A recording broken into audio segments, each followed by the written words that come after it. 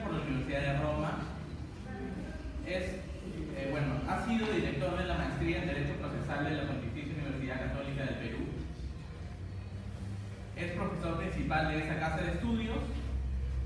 Actualmente es presidente de la Comisión Reformadora del Código Procesal Civil y es socio del estudio Priori y Carrillo. Giovanni Priori nos va a hablar de los presupuestos de las medidas cautelares. Démosle un fuerte aplauso, por favor.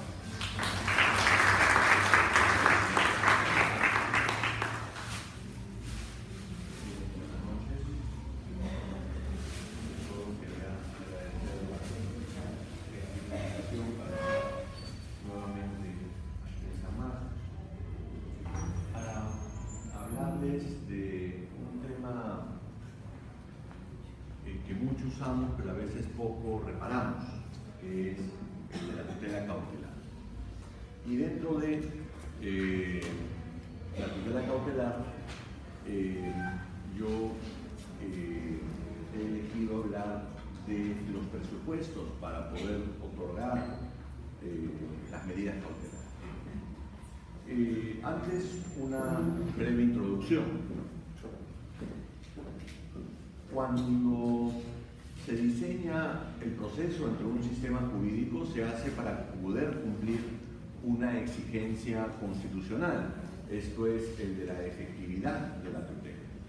Entonces, el Estado promete a todos sus ciudadanos el que la tutela de todos sus derechos, y pongo énfasis en todos, no solo los derechos fundamentales, todos los derechos, los fundamentales y los no fundamentales, tiene que ser efectiva. Y esto significa que la protección que el proceso da a todos y cada uno de estos derechos debe ser una protección que cumpla tres características. El ser adecuada, esto es, que reciba la protección idónea según lo que el derecho material dice, que debe ser oportuna, esto es, que debe llegar a tiempo, y además que debe ser eficaz, esto es, que debe satisfacer realmente el interés que subyace al derecho material. Y dentro de esas promesas que realiza el Estado constitucional, el que la protección sea efectiva, se identifican algunos riesgos. Y dentro de estos riesgos, es decir, amenazas que impedirían que el proceso brinde esta tutela que la Constitución garantiza. Y dentro de estos riesgos o amenazas, uno de los más importantes es el tiempo. El tiempo que toma el proceso para poder dar una solución a un conflicto resulta ser un riesgo a la efectividad de la tutela jurisdiccional. Y esto en materia de derecho procesal es prácticamente una paradoja.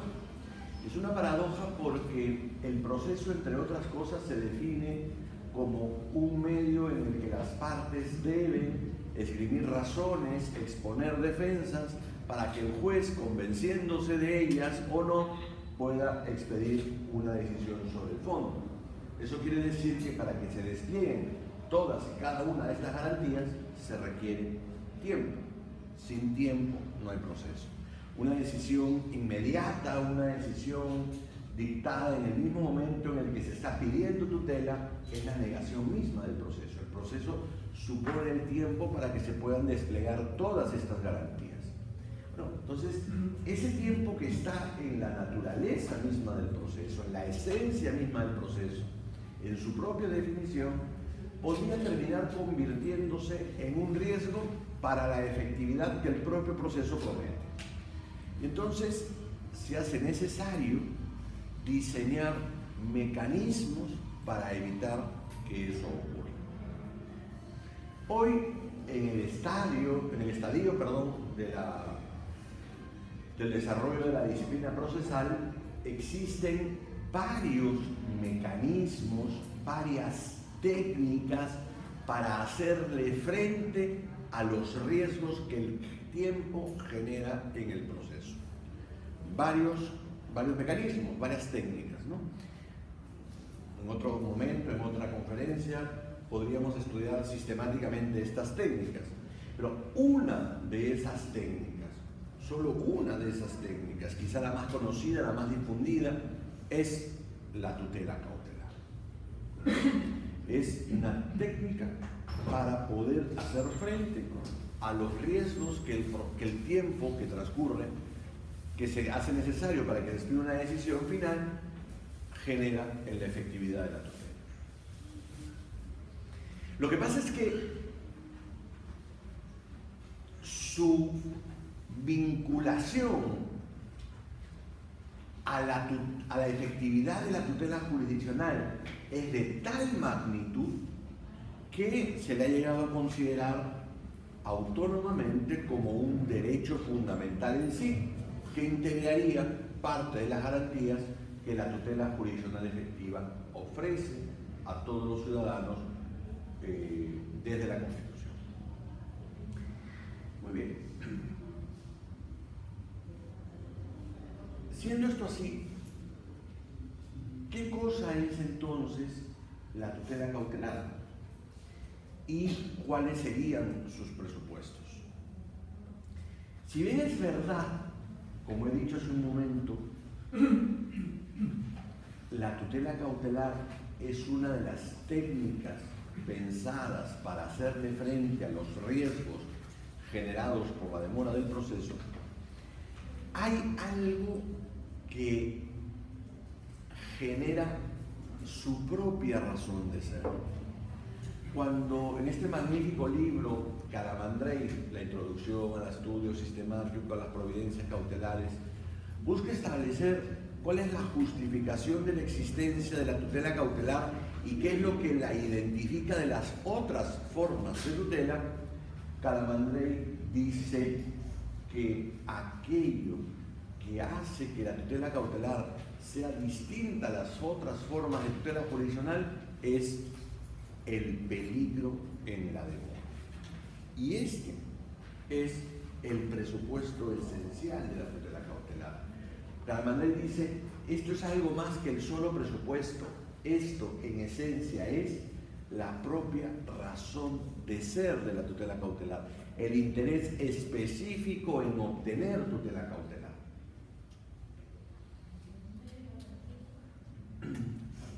¿Qué cosa es entonces el peligro en la demora? El peligro en la demora es el temor que existe de que el tiempo que toma el proceso puede terminar generando un daño en el derecho cuya protección se reclama en el proceso.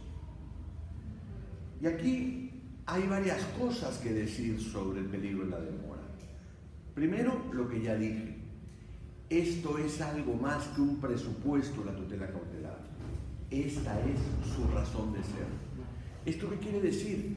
Que allí donde no existe peligro en la demora, no puede haber tutela cautelar.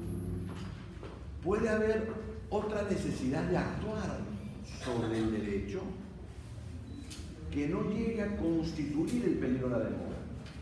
Si esto es así, eso será otra cosa menos tutela cautelar. Para que exista tutela cautelar, debemos estar frente a un peligro en la demora, que como ya mencioné, es este riesgo de daño jurídico que puede sufrir el derecho cuya protección se reclama derivado de la demora del proceso. Con lo cual, nótese que el daño que yo debo invocar para decir que se presente el presupuesto del peligro en la demora no es cualquier tipo de daño en el derecho, sino que es uno producido a consecuencia de la demora del proceso. ¿De acuerdo? Por eso es importante ponernos en el contexto de que la tutela cautelar es siempre instrumental, por sí sola no puede existir, y en esto radica la necesidad que el daño que yo temo que se vaya a producir es derivado de la demora del proceso. ¿De qué proceso? Del proceso principal, sin el cual no podría haber tutela cautelar. Y esto, lo dice también el propio Calamandrei, es precisamente lo que distingue a la tutela cautelar de otro tipo de tutela que se le parece pero que no es cautelar, la tutela preventiva. Porque la tutela preventiva es el temor de daño que puede sufrir el derecho, temor de daño que puede sufrir el derecho, esto se parece a lo cautelar, pero en lo cautelar es derivado de la demora del proceso principal. En la tutela preventiva, ese daño no está configurado por la demora de ningún proceso. Es el peligro de daño que puede sufrir un derecho por cualquier razón distinta a la demora del proceso principal. Y esto, ya Calamandrei lo decía, distingue a la tutela preventiva de la tutela cautelar. Bien. Calamandrei hace una distinción en dos tipos de peligro de la demora. Es una distinción que hasta hoy se mantiene. Dice Calamandrei, puede haber dos tipos de peligro: el peligro de infructuosidad y el peligro en el retardo de la providencia jurisdiccional. El peligro de infructuosidad está derivado del hecho que se teme que en el transcurso del proceso se pierdan los instrumentos, los bienes con los cuales podría yo hacer efectivo una sentencia.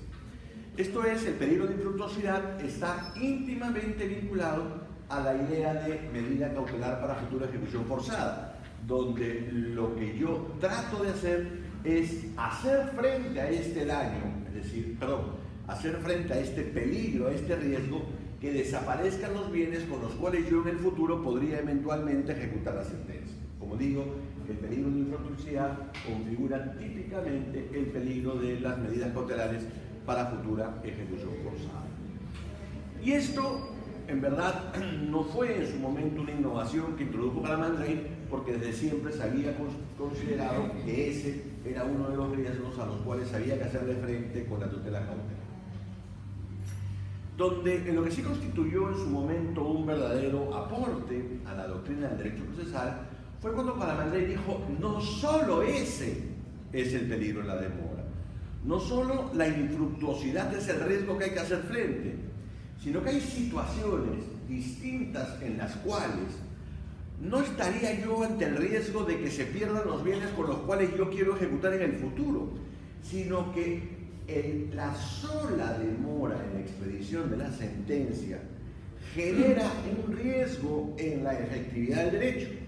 Y eso ya es por sí un peligro en la demora que hay que hacerle frente. Y a eso Calamandrei le llama el peligro en el retardo de la providencia jurisdiccional. Y esto es muy importante. Y es muy importante porque hasta la época de Calamandrei las medidas cautelares estaban íntimamente vinculadas a la idea de asegurar la ejecución que se vaya a dar en el futuro. Y por eso prácticamente lo que se definía por peligro de la demora era el peligro de infructuosidad. Pero luego con Calamandrei, al decir que el peligro de la demora no solo está configurado por este riesgo de pérdida de los bienes con los cuales yo voy a ejecutar en el futuro, la idea de tutela cautelar se amplía, de modo que la tutela cautelar no solo va a servir, dice el propio Calamandrei, a un eventual proceso de conocimiento, a la efectividad, de un proceso de conocimiento en el cual se vaya a dictar una sentencia de condena, sino a cualquier proceso de conocimiento en el cual se vaya a dictar una sentencia declarativa o constitutiva también. Con lo cual, en esos casos, no existe un temor que desaparezcan los bienes con los que yo pienso ejecutar en el futuro, porque yo no pienso ejecutar en el futuro nada. Porque mi sentencia, la futura, la que espero, no es una sentencia de condena que luego se ejecutaría, sino que la sentencia que yo espero que se dicte en el futuro será o una declarativa que no hay que ejecutar o una constitutiva que no hay que ejecutar. Y también en esos casos en los que yo espero una sentencia constitutiva o declarativa, podría eventualmente configurarse un temor que el tiempo que tarde el proceso genere un daño al derecho cuya protección reclama en el proceso y por lo tanto un riesgo de efectividad, con lo que en esos casos también se justifica el dictado de una tutela cautelar y por lo tanto allí también hay peligro de la demora. Y es todo este razonamiento el que sigue Calamandré para decir el único peligro no es el peligro de infructuosidad, sino este peligro en el retardo de la providencia jurisdiccional. Hay una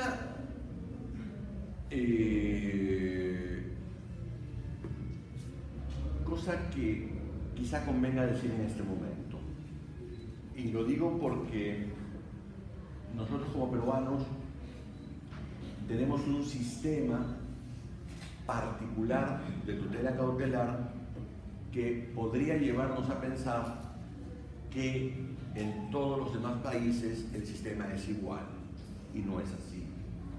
El régimen cautelar establecido en el Código Procesal Civil es un régimen cautelar muy amplio, diría yo, atípico. ¿En qué sentido? En el sentido que existe un gran abanico de medidas cautelares que pueden ser solicitadas. No es que yo tengo una lista taxativa de medidas cautelares y solo puedo pedir esas medidas cautelares, como ocurre en muchos países, sino que yo tengo más bien un abanico muy amplio y una situación muy general en la que yo puedo pedir tutela cautelar. Prácticamente puedo pedir cualquier medida que sirva para poder garantizar la eficacia de una retención o un proceso determinado. Y esto es importante, ¿por qué? Porque un régimen así de amplio, como el que tiene el peruano, que está muy bien que lo tenga así, permite que uno pueda solicitar tutela cautelar frente a un número muy amplio de situaciones que configuran el peligro de la demora. Y entonces, uno cuando solicita una medida cautelar, tiene que ser muy específico cuando dice en qué consiste su peligro en la demora.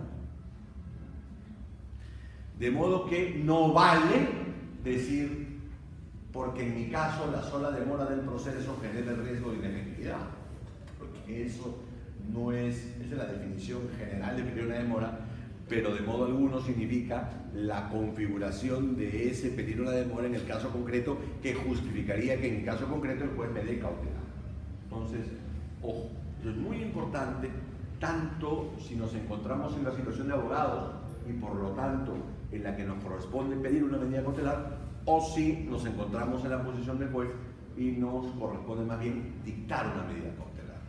Entonces, este régimen amplio de tutela cautelar exige que tengamos mucho cuidado cuando definamos, configuremos específicamente el peligro de la demora que en mi caso concreto justifica que yo pida o dicte, depende si somos jueces o abogados, una medida cautelar. Segundo, una última cosa sobre el peligro de la demora.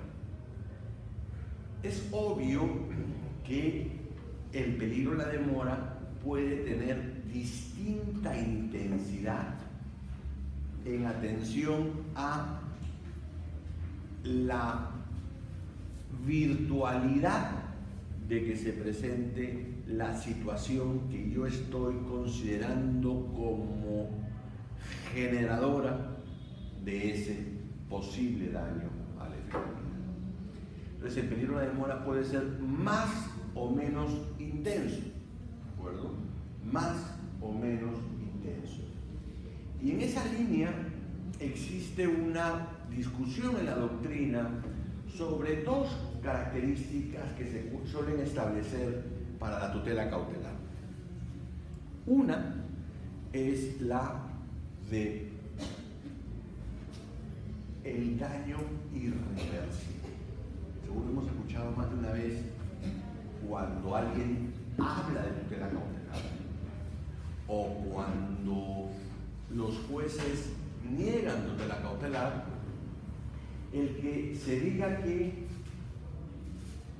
para que se configure el peligro de una demora, el daño que yo temo que se deba producir debe ser un daño irreversible.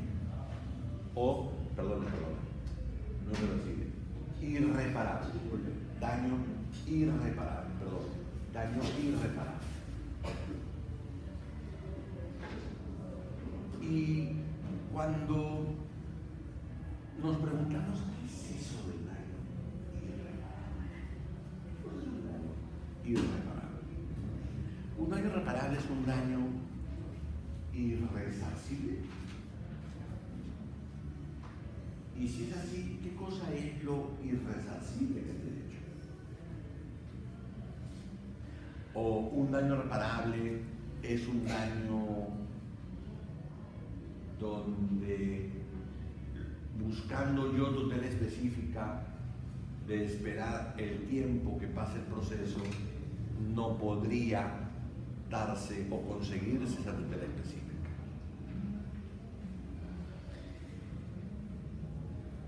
Hay autores, insisto, que dicen que solo hay peligro en la demora si el daño que yo temo que ocurra es un daño irreparable. Yo creo que no. Yo creo que no es necesario que nos encontremos en esa dramática situación en la que el daño que yo temo que vaya a ocurrir sea irreparable. ¿Por qué? Por lo siguiente. Si nosotros estamos diciendo que la tutela cautelar está íntimamente vinculada a la efectividad de la tutela jurisdiccional, y nosotros decimos que la tutela cautelar solo puede actuar allí donde el daño sea irreparable, quiere decir entonces que nosotros estamos aceptando que es legítimo que el proceso sí pueda ocasionar daños reparables. Y como eso es legítimo, no debemos evitar que eso ocurra. Y eso no es así. La tutela jurisdiccional exige que todo derecho frente a cualquier situación o lesión o amenaza de lesión tenga el mismo grado de efectividad en su protección jurisdiccional. Y siendo ello así, el proceso debe actuar allí donde el daño sea irreparable, como también allí donde el daño sea reparable. Por lo que no hay razón para pensar que solo hay peligro de la demora cuando el daño que se teme ocurra sea un daño irreparable. Yo más bien estoy en la línea de Andrea Proto Pisani, que sostiene que la irreparabilidad del daño no es un elemento que sirve para configurar la tutela cautelar, el peligro de la demora, y por lo tanto para que solo en esa hipótesis quepa tutela cautelar. Pero sí, dice Proto Pisani, es un elemento que permite determinar cuándo la no concesión de la tutela cautelar puede generar una infracción a la Constitución. Porque si el juez, estando en la situación en la que si no da la tutela cautelar, el daño que se produce al derecho generaría una situación de irreparabilidad, el juez está cometiendo una infracción a la Constitución. Y por lo tanto, en esas situaciones de irreparabilidad del daño es donde mayor necesidad existe de conceder una medida cautelar. Pero no son las únicas hipótesis donde la medida cautelar se deba conceder. Y agrego yo, dado que esas son situaciones en las que existe mayor necesidad de dictar medida cautelar, porque existe mayor riesgo en que la tutela jurisdiccional no sea efectiva, la tutela cautelar, para darse, debe atender especialmente a la situación de peligro antes que a la situación de verosimilitud. Me explico. En esas situaciones de reparabilidad del daño, podría relajarse un poco el cumplimiento del requisito de la verosimilitud, porque mucho más importante es garantizar que el proceso, luego de dictado la sentencia, sea efectiva. En fin, termino con primero la demora y paso en 5 minutos a hablar de los otros dos presupuestos: verosimilitud y adecuación. El peligro, como les dije, es el más importante de los presupuestos. Sin pedir una demora, no hay cautelar. Yo tengo una posición según la cual, en algunos casos, el ordenamiento jurídico podría prescindir de la verosimilitud como requisito para la tutela cautelar. Por ejemplo, en los casos de peligro de daño irreparable. Pero, esto hay que discutirlo, pensarlo muy bien. Pero con esto quiero decir que la verosimilitud en estricto no es un presupuesto esencial tal como lo es el peligro en la demora. Es un presupuesto contingente. Esto es, que puede, como no puede existir en una regulación específica. ¿Eso qué quiere decir? Quiere decir que el legislador, como dije, podría eventualmente exonerar del cumplimiento de la verosimilitud para conceder ciertas medidas cautelares, pero de ninguna manera puede exonerar del presupuesto del peligro de la demora para dar medidas cautelares, porque ya eso es otra cosa. Ya no sería tutela cautelar, sería otra cosa, tutela, lo que fuera. En fin, ¿qué cosa es la verosimilitud del derecho? La verosimilitud del derecho puede ser definida como la probabilidad que debe determinar un juez en función de amparar la pretensión que ha sido planteada en la guerra. ¿Sí? El juez debe verificar si es probable que al término del proceso terminará dictando una sentencia que declare fundada la pretensión planteada. Pretensión. A mí no me gusta hablar de verosimilitud en el derecho porque a veces interpretamos estrictamente este presupuesto y decimos, el derecho es cierto. Sí, bueno, el derecho es cierto, porque nadie ha cuestionado el derecho a crédito, pero resulta que lo que se está discutiendo aquí no es si existe o no existe el derecho a crédito.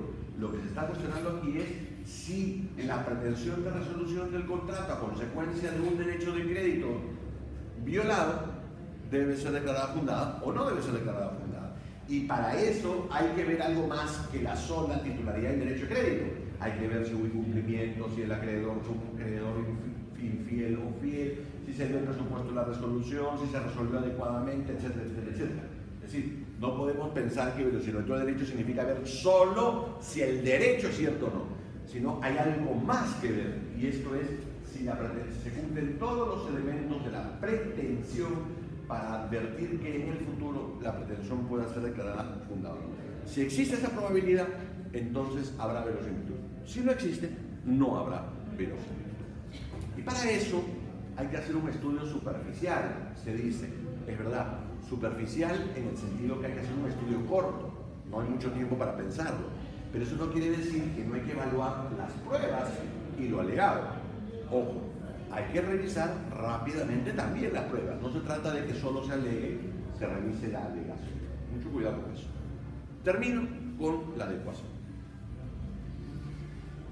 La adecuación es un presupuesto muy importante y lo es particularmente en sistemas como el peruano. ¿Por qué digo esto? Porque en sistemas jurídicos en los que la tutela cautelar no es atípica, sino típica, Es decir, en sistemas jurídicos en los cuales la ley me dice qué medida cautelar cabe frente a qué hipótesis específica, la adecuación la realiza el legislador. El legislador es el que establece qué medida cautelar cabe ante qué supuesto específico. Pero eso no ocurre en el Perú. En otros países sí, en América Latina ocurre eso. El Perú es un régimen atípico, genérico, en fin, otro momento podemos hablar de eso. Pero eso significa que el legislador no me dice, ante esta hipótesis cabe esta medida cautelar, sino que el legislador ha puesto una cláusula que dice, siempre que lo expuesto pruebamente se advierta la verosimilitud y el peligro de demora, el juez concederá la medida cautelar que considere adecuada y proporcional en función de las circunstancias del caso. Adecuada y proporcional, o idónea y proporcional. Y precisamente en esto están los dos elementos de la adecuación. La adecuación precisamente consiste en establecer que el juez me debe dar la medida cautelar que se requiera en la proporción necesaria para hacer frente al peligro de la demora específica que yo estoy invocando en mi solicitud. Y esto genera que haya dos elementos de la adecuación.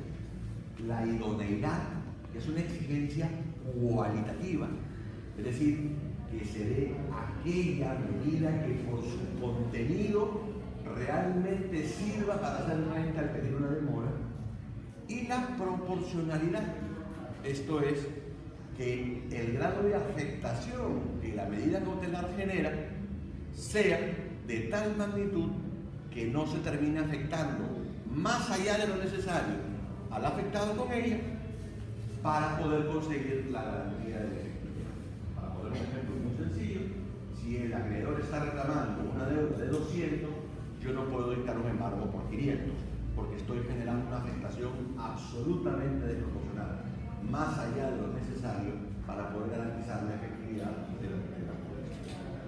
Y esto, insisto, es muy importante porque una adecuada apreciación de la adecuación permite, de un lado, evitar abusos en la tutela cautelar y, de otro lado, asegurarnos que la demandante realmente tiene aquello que va a necesitar para poder garantizar la efectividad de la tutela. Muchas gracias por su atención.